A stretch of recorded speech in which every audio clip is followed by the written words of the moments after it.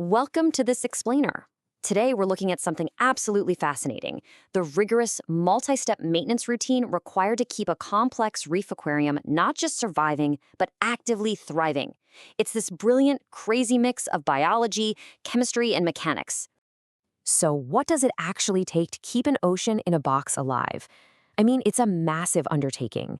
By treating the aquarium like a living, breathing patient, we can explore how meticulous human intervention acts as vital life support for this enclosed, completely artificial ecosystem.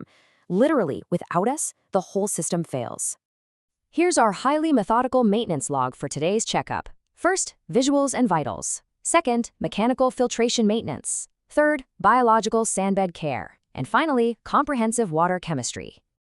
Let's dive right into Section 1, Visuals and Vitals. This is our macro patient health check. The very first step, a macro evaluation. You kind of stand back and look at the whole picture, doing a full visual check of the overall system. You're inspecting the display tank up top, looking down into the cabinet at the sump, and just verifying that all the equipment is doing exactly what it's supposed to do.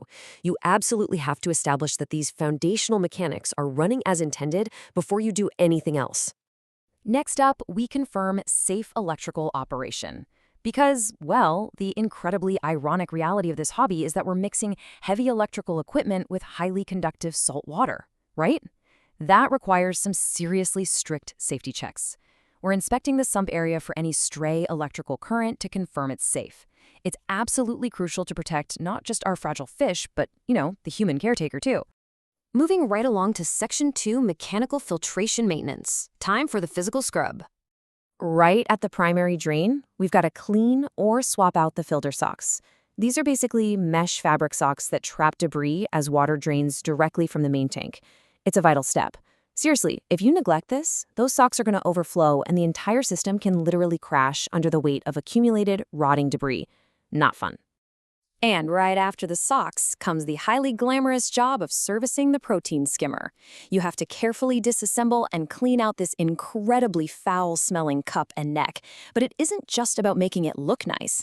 Cleaning that neck is essential for proper foam production. That thick foam actually binds to organic waste and skims it right out of the water before it even has a chance to decompose. It's brilliant. Okay, before we go any further, let's pause for a second. We just did mechanical filtration, which is actively removing physical waste, like detritus, from the water. But soon, we're going to shift to chemical balance. That's managing the completely invisible water parameters. Both are absolute game changers for the tank, but they require two totally different skill sets to manage.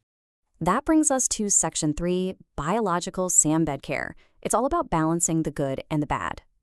Using a specialized long-handled tool to reach all the way to the bottom, we want to lightly clean and stir the sandbed. The whole goal here is to extract the physical waste trapped between the grains of sand. But, and this is key, you have to be gentle. You're trying to clean up without wrecking the entire foundation of the ecosystem. So, why the gentle touch? Well, it's a constant battle between detritus and beneficial bacteria. Detritus is that harmful, accumulated physical waste. The bad stuff we definitely want out. But living on those exact same grains of sand are beneficial bacteria. These are the microscopic heroes that naturally filter the tank. So we stir gently to kick out the bad stuff while carefully preserving the good bacteria that keep the whole shebang stable. Finally, we reach Section 4, Comprehensive Water Chemistry. Let's call this the invisible blood work. Using a super organized, precise testing kit packed with specialized reagents, glass vials, and digital meters, we essentially draw the blood work of our living patient. This lets us accurately measure the exact chemical elements dissolved in the water. We can't see this stuff with the naked eye, so we completely rely on this mini chemistry lab to reveal the true, hidden health of the tank. So, what exactly are we looking for in this blood work? To keep things thriving, you have to meticulously test and record 7 critical parameters: salinity, pH, alkalinity, calcium, magnesium, phosphates, and nitrates. And here's the kicker. Every single one of these variables interacts with the others, making sure everything from the salt level down to the microscopic nutrients is perfectly balanced.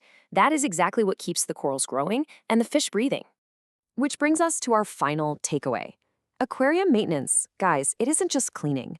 It's literally playing Mother Nature to a captive ocean. It's way, way more than a chore list.